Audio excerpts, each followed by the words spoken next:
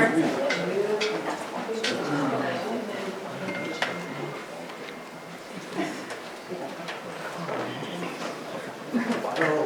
I'm going to welcome you to the museum. My name is Margaret Hamilton and I'm the program director. We have a few announcements before the program gets started. First, I'll make the museum's announcements, which is just of upcoming events. On June 3rd, we're having one of our Friday lunches at the Grand Junction Community Center. The speaker is Dale Higgins. It's on changes in auctioneering. It costs $12 to attend the lunch. The program afterwards at 12:45 is free. So we'll hope to see you there. On June 15th, we're having a Barbie open house. It's a Saturday from 9 to 12 in the morning. We're going to have coffee and cookies and all kinds of things. We're going to have some games here for people to play that have to do with Barbie, and we hope that you will all come and we will see you. On June 23rd, we're having our program that was originally scheduled for March. This with Humanities Iowa. It's John Liepa on Iowa's role in the Civil War. And he's a professor at Drake and with the OLLI program in Des Moines. And he has done some research on baseball and also some research on the Civil War. So it's at 4 p.m. There's a program in the Thomas Jefferson Gardens that day that goes until 4, and so we're following them. So we'll hope that you can make it to these programs, and we'll hope to see you. I am going to make an announcement which I have not okayed, and she may not be happy about it, but I wanted you to know that today is our board member, Denise Harvard's birthday.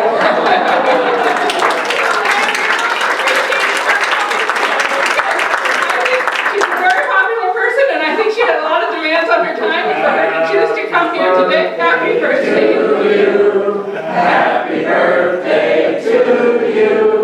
Happy birthday, dear Denise. Happy birthday to you.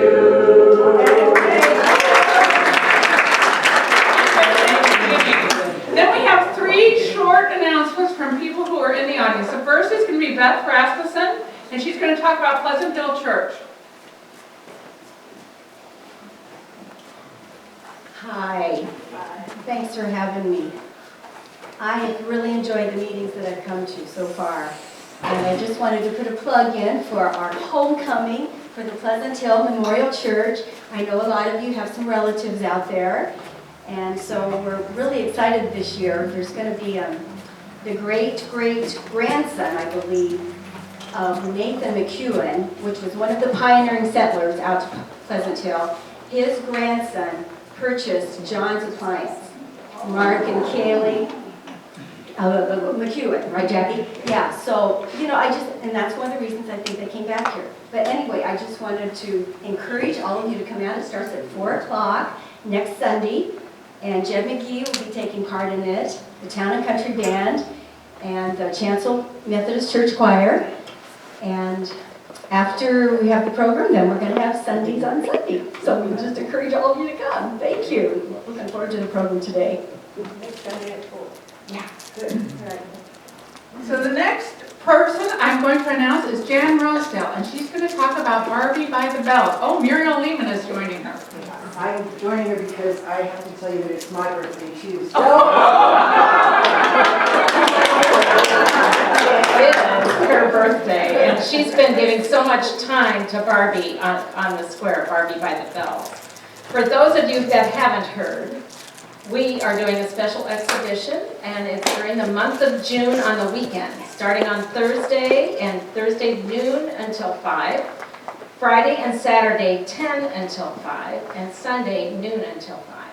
If you want a private showing, we can do that also, but we have to have a guaranteed amount of money, which is 50, which would be 10 participants. So just contact one of us. If you go by Sensibly Chic, it does not look like it's going to be a place to buy appliances. There's a lot of pink over there, and we've had so much fun decorating. We're way ahead of where we thought we would be, so we hope you'll come and see all of the dolls. We haven't done a final count, but there are close to, and there will be, 500 Barbie dolls in their boxes, which is really incredible. And these are 1990 and on. The ones in the museum are the vintage dolls. We had that collection prior. But these dolls that are in the Sensibly Chic Barbie by the Bells, those particular dolls are newer and have just been gifted to the museum. And somebody said how things were looking good, and I thought they were talking about my new hair. Believe it or not, I had a ponytail until I was in 8th grade. Never had it cut, but I have to recreate today. So anyway, any additional announcements besides the fact that it's your birthday, Muriel? No, I was hoping they'd sing to me too. We're still looking for a few volunteers to work. Sing to me. Yes. Well, hello, Barbie. We did that the last time we were there, but I don't have Birthday to you. Happy birthday, dear Muriel. Happy birthday to you.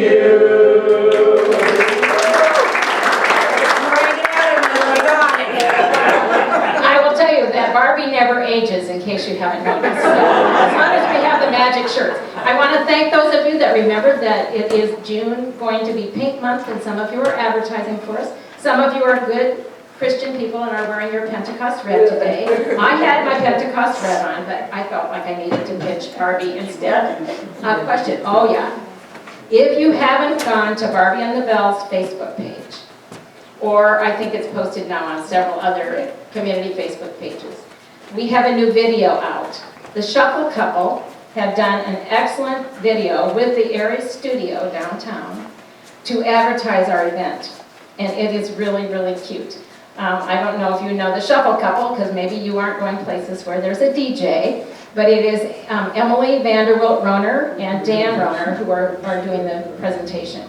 So please log on and share. This is how we get people to be excited about our exhibit. Also, I should tell you that we have, on this Facebook page, we got a response from somebody in New Jersey who thought this was a traveling show and wondered how they booked it. So, just saying.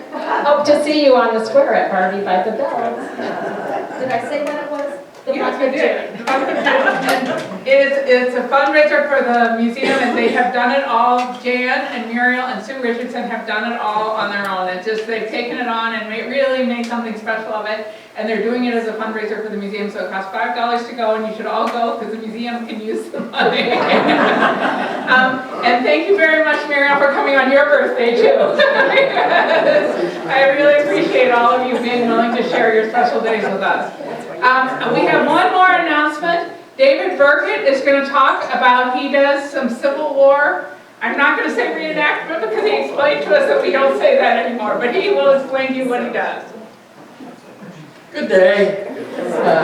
I'm Dave Burkett, and I'm with the Army of the Southwest, which is a living history Civil War program group, and we've been around for 30 years. So what she was talking about was 30 years ago we did reenactments, where we ran around the field and we did all that kind of stuff. Well, now we got smart, we're going to educate. So we're going to, this year at the Bell Tower Festival, Saturday and Sunday, behind the swimming pool at Chicago Park, we're going to having a living history program there. We'll be in uniforms, we'll have cannons and muskets, and we'll have a nice program. And we start like 9 o'clock in the morning to about 5 o'clock on Saturday. And Sunday, it's, our last program is at 3 o'clock.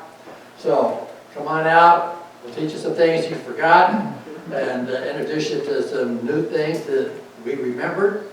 But like I say, we've been doing this for 30 years, so we've got some really informed people in our group. So come on out and have a great time. Thank you. Thank you very much.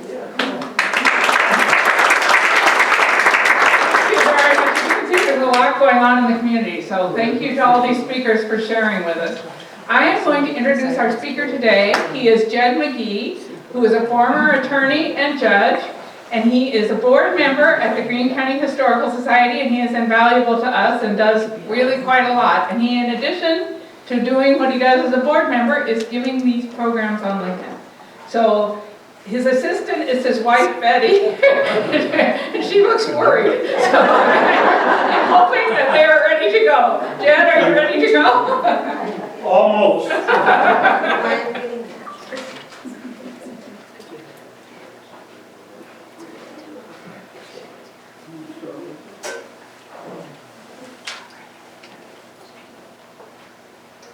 Well,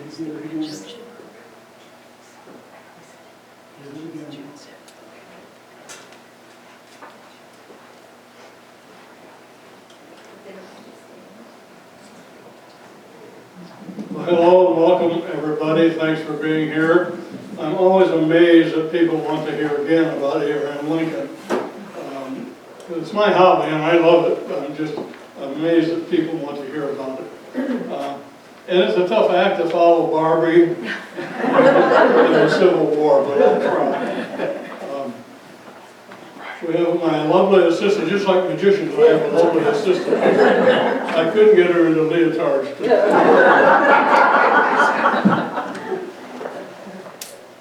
Today's program is about the assassination of our 16th president. There's lots of books written about Lincoln, and there's lots of books written about his assassination. I used 5 of them right here just for this talk. There are that many or more back here on the shelves. Some of them are old, some of them are new.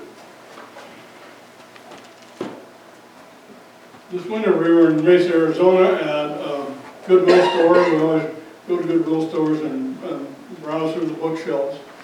Imagine this, I found this book at the Goodwill store, written by Bill O'Reilly, who was a historian, so well researched. It's Lincoln's Final Days or Last Days. Really good, pretty good book. Not perfect, but it really takes the steps leading up to the assassination, so I'm glad I found that.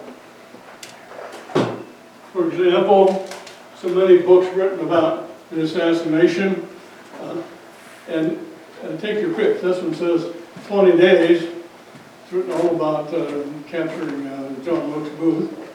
I've read other books that say 13 days. There's another one that says 21 days, so take your pick. But this is good and awesome. I want to start with a timeline today, though. Actually, beginning the story on March 4, 1865. The war wasn't over yet. That was Inauguration Day for Lincoln's second inauguration, which he thought was never going to happen. There were 3 other candidates that year in 1864. Excuse me, I said 1864, it should be 1865.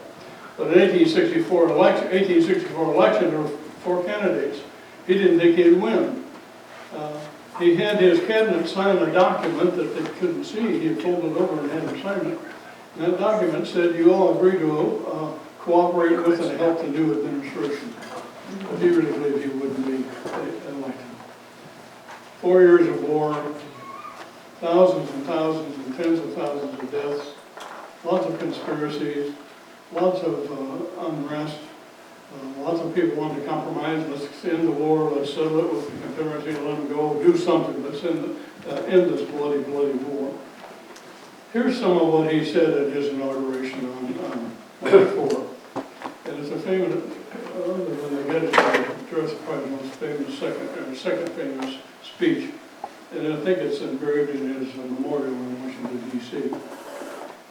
With malice towards none, with charity for all, with firmness in the right as God gives us the right, let us strive on to finish the work we are in, to bind up the nation's wounds, to care for him who shall have borne the battle, and for his widow and his orphans, to achieve and cherish a just and lasting peace.